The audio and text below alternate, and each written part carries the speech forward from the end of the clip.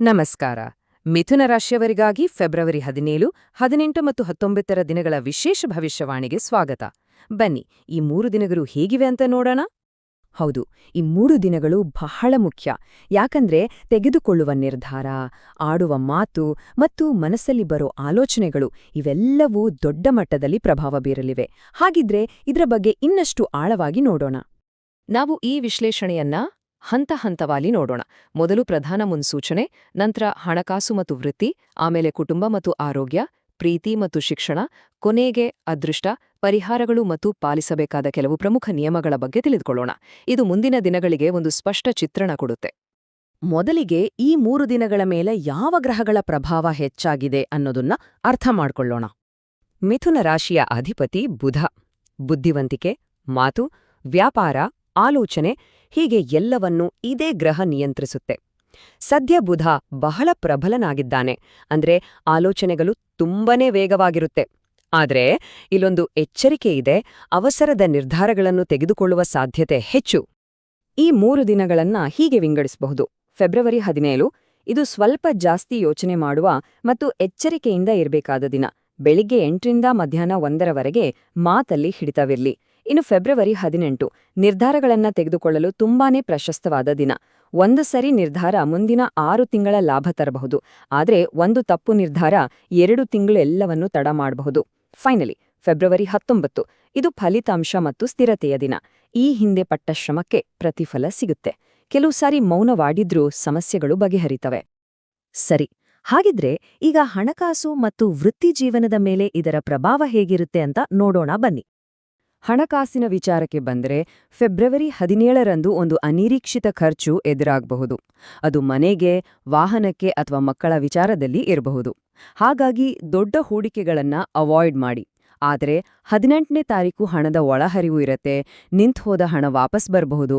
ಬಂದ ಹಣದಲ್ಲಿ ಕನಿಷ್ಠ 30% ಉಳಿತಾಯ ಮಾಡೋದನ್ನ ಮರಿಬೇಡಿ. ಇನ್ನು 19ನೇ ತಾರೀಕು ಆರ್ಥಿಕ ಸ್ಥಿರತೆ ಕಾಣುತ್ತೆ. ಭೂಮಿ ಅಥವಾ ಚಿನ್ನದಂತಹ ದೀರ್ಘಾವಧಿಯ ಹೂಡಿಕೆಗೆ ಒಳ್ಳೆ ದಿನ, ಆದರೆ ಒಂದೇ ಸಾರಿ ಹಾಕಬೇಡಿ, 2 ಭಾಗಗಳಲ್ಲಿ ಹೂಡಿಕೆ ಮಾಡಿ. ವೃತ್ತಿ ಜೀವನದ ವಿಷಯಕ್ಕೆ ಬಂದ್ರೆ ಉದ್ಯೋಗದಲ್ಲಿರೋವರಿಗೆ ಮತ್ತು ವ್ಯಾಪಾರ ಮಾಡೋವರಿಗೆ ಬೇರೆ ಬೇರೆ ರೀತಿಯ ಫಲಗಳಿವೆ. ಉದ್ಯೋಗಿಗಳಿಗೆ 17ರಂದು ಕೆಲ್ಸದ ಒತ್ತಡ ಜಾಸ್ತಿ ಇರುತ್ತೆ, ಸ್ವಲ್ಪ ತಾಳ್ಮೆ ಇರ್ಲಿ. 18ರಂದು ನಿಮ್ಮ ಪ್ರತಿಭೆ ಎಲ್ಲರಿಗೂ ಕಾಣುತ್ತೆ, ಬಡ್ತಿ ಬಗ್ಗೆ ಮಾತುಕತೆ ಶುರುವಾಗುವ ಸಾಧ್ಯತೆ ಇದೆ. 19ರಂದು ಒಂದು ಪ್ರಮುಖ ಜವಾಬ್ದಾರಿ ಹೆಗಲೇರಲಿದೆ. ಇದರಲ್ಲಿ ಯಶಸ್ಸು ಕಂಡ್ರೆ 3 ತಿಂಗಳಲ್ಲಿ ಒಳ್ಳೆ ಮನ್ನಣೆ ಸಿಗುತ್ತೆ. ಇನ್ನು ವ್ಯಾಪಾರಿಗಳೇ 17ರಂದು ಹೊಸ ಗ್ರಾಹಕರ ಜೊತೆ ಮಾತುಕತೆ ಶುರುವಾಗ್ಬೋದು, ಆದ್ರೆ ಅವಸರಪಟ್ಟಿ ಸಹಿ ಹಾಕ್ಬೇಡಿ. 18ರಂದು ಒಂದು ಡೀಲ್ ಫೈನಲ್ ಆಗೋ ಚಾನ್ಸ್ ಇದೆ. 19ರಂದು ಹೊಸ ಯೋಜನೆಯನ್ನು ಜಾರಿಗೆ ತನ್ನಿ, ಅದರ ಫಲಿತಾಂಶ 2 ವಾರದಲ್ಲೇ ಕಾಣಿಸುತ್ತೆ. ಸರಿ, ಈಗ ಕುಟುಂಬ ಮತ್ತು ಆರೋಗ್ಯದ ಕಡೆ ಗಮನ ಹರಿಸೋಣ. ಬುಧನ ಪ್ರಭಾವ ಇಲ್ಲಿ ಹೇಗೆ ಕಾಣಿಸುತ್ತೆ ನೋಡೋಣ. ಕುಟುಂಬದಲ್ಲಿ ಶಾಂತಿ ಕಾಪಾಡಿಕೊಳ್ಳಲು ಈ 3 ಹಂತಗಳನ್ನು ಪಾಲಿಸಿ. ಮೊದಲನೆಯದಾಗಿ 17ರಂದು, ಅದರಲ್ಲೂ ಸಂಜೆ 5 ಗಂಟೆ ನಂತರ ಸಣ್ಣ ವಿಷಯವೂ ದೊಡ್ಡದಾಗಬಹುದು. ಹಾಗಾಗಿ ಕಡಿಮೆ ಮಾತನಾಡಿ, ಹೆಚ್ಚು ಕೇಳಿಸಿಕೊಳ್ಳಿ. ಎರಡನೆಯದಾಗಿ 18ರಂದು ಸಮಸ್ಯೆಗಳನ್ನು ಬಗೆಹರಿಸಿಕೊಳ್ಳಲು ಸೂಕ್ತ ದಿನ. ಮನೆಯ ಹಿರಿಯರ ಸಲಹೆ ಪಡೆದು ಶಾಂತವಾಗಿ ಚರ್ಚೆ ಮಾಡಿ. ಕೊನೆಯದಾಗಿ 19ರಂದು ಮನೆಯಲ್ಲಿ ಒಂದು ಶುಭ ಸಮಾಚಾರ ಕೇರುವಿರಿ. ಅದು ಕೆಲಸ, ಹಣ ಅಥವಾ ಪ್ರಯಾಣಕ್ಕೆ ಸಂಬಂಧಿಸಿದ್ದಾಗಿರಬಹುದು. ಆರೋಗ್ಯದ ವಿಚಾರಕ್ಕೆ ಬಂದ್ರೆ 17ರಂದು ಅತಿಯಾದ ಯೋಚನೆಯಿಂದ ತಲೆನೋವು, ಒತ್ತಡ ಬರಬಹುದು. ಇದಕ್ಕೆ ಪರಿಹಾರ ಚೆನ್ನಾಗಿ ನೀರು ಕುಡಿಯಿರಿ. 18ರಂದು ಸ್ವಲ್ಪ ಸುಸ್ತಿದ್ರೂ ಮನಸ್ಸು ತುಂಬಾ ಚುರುಕಾಗಿರುತ್ತೆ. ರಾತ್ರಿ ಚೆನ್ನಾಗಿ ನಿದ್ದೆ ಮಾಡಿ, ಮೊಬೈಲ್ ಕಡಿಮೆ ಬಳಸಿ. 19ರಂದು ಹಳೆಯ ಆರೋಗ್ಯ ಸಮಸ್ಯೆಗಳಿಂದ ಸ್ವಲ್ಪ ರಿಲೀಫ್ ಸಿಗಬಹುದು. ವೈದ್ಯರನ್ನ ಭೇಟಿ ಮಾಡುವುದನ್ನ ಮುಂದೂಡಬೇಡಿ. ಮುಂದಿನ ವಿಷಯ ಪ್ರೀತಿ ಮತ್ತು ಶಿಕ್ಷಣ. ಇಲ್ಲಿ ಸ್ಪಷ್ಟತೆ ಮತ್ತು ಏಕಾಗ್ರತೆ ಹೇಗೆ ಯಶಸ್ಸಿಗೆ ದಾರಿಯಾಗುತ್ತೆ ನೋಡೋಣ. ಸಂಬಂಧಗಳ ವಿಷಯದಲ್ಲಿ ಪ್ರೀತಿಯಲ್ಲಿರುವರು 17ರಂದು ಮೆಸೇಜ್ ಅಥವಾ ಕಾಲ್ನಲ್ಲಿ ತಪ್ಪು ತಿಳಿದುಕೊಳ್ಳುವ ಸಾಧ್ಯತೆ ಇದೆ. ತಕ್ಷಣ ರಿಯಾಕ್ಟ್ ಮಾಡಬೇಡಿ.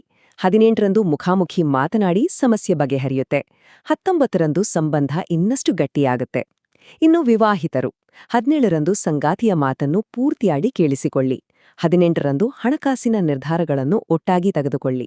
19ರಂದು ಮನೆಯಲ್ಲಿ ಮತ್ತೆ ಶಾಂತಿ ನೆಲೆಸುತ್ತೆ. ಸಣ್ಣ ಪ್ರವಾಸಕ್ಕೆ ಹೋಗಿ ಬರೋದು ಒಳ್ಳೆಯದು. ವಿದ್ಯಾರ್ಥಿಗಳೇ, ನಿಂಗೊಂದು ಸ್ಟಡಿ ಪ್ಲಾನ್ ಇಲ್ಲಿದೆ, 17ರಂದು ಏಕಾಗ್ರತೆ ಕಡಿಮೆ ಇರುತ್ತೆ, ಹಾಗಾಗಿ ಹಳೆಯ ಪಾಠಗಳನ್ನೇ ರಿವೈಸ್ ಮಾಡಿ. 18ನೇ ತಾರೀಕು ಕಲಿಯಲು ಅತ್ಯುತ್ತಮ ದಿನ. ಅದರಲ್ಲೂ ಬೆಳಿಗ್ಗೆ 5ರಿಂದ 7ರ ಸಮಯ ತುಂಬಾನೇ ಒಳ್ಳೆಯದು. ಗಣಿತ, ವಿಜ್ಞಾನದಂತಹ ವಿಷಯಗಳು ಸುಲಭವಾಗಿ ಅರ್ಥವಾಗುತ್ತವೆ. 19ರಂದು ಪರೀಕ್ಷೆ ಅಥವಾ ಇಂಟರ್ವ್ಯೂ ಇದ್ರೆ ಯಶಸ್ಸು ಕಟ್ಟಿಟ್ಟ ಬುತ್ತಿ. ಎಲ್ಲಕ್ಕಿಂತ ಮುಖ್ಯವಾಗಿ ಮೊಬೈಲ್ ಬಳಕೆಯನ್ನು ಅರ್ಧದಷ್ಟು ಕಡಿಮೆ ಮಾಡಿ. ಇಷ್ಟೆಲ್ಲ ಆಯ್ತು. ಈಗ ಧನಾತ್ಮಕ ಶಕ್ತಿಯನ್ನು ಹೆಚ್ಚಿಸಿಕೊಳ್ಳಲು ಕೆಲವು ಅದೃಷ್ಟದ ಅಂಶಗಳು ಮತ್ತು ಸರಳ ಪರಿಹಾರಗಳ ಬಗ್ಗೆ ತಿಳಿದುಕೊಳ್ಳೋಣ. ನಿಮ್ಮ ಮೊದಲ ಅದೃಷ್ಟ ಸಂಖ್ಯೆ 2. ನಂತರ ಬುಧನಿಗೆ ಸಂಬಂಧಿಸಿದ ಸಂಖ್ಯೆ 5. ಮತ್ತು ಕೊನೆಯದಾಗಿ ಸ್ಥಿರತೆಯನ್ನು ಸೂಚಿಸುವ ಸಂಖ್ಯೆ 8. ಇನ್ನು ಅದೃಷ್ಟದ ಬಣ್ಣಗಳು ಹಸಿರು ಮತ್ತು ಬಿಳಿ.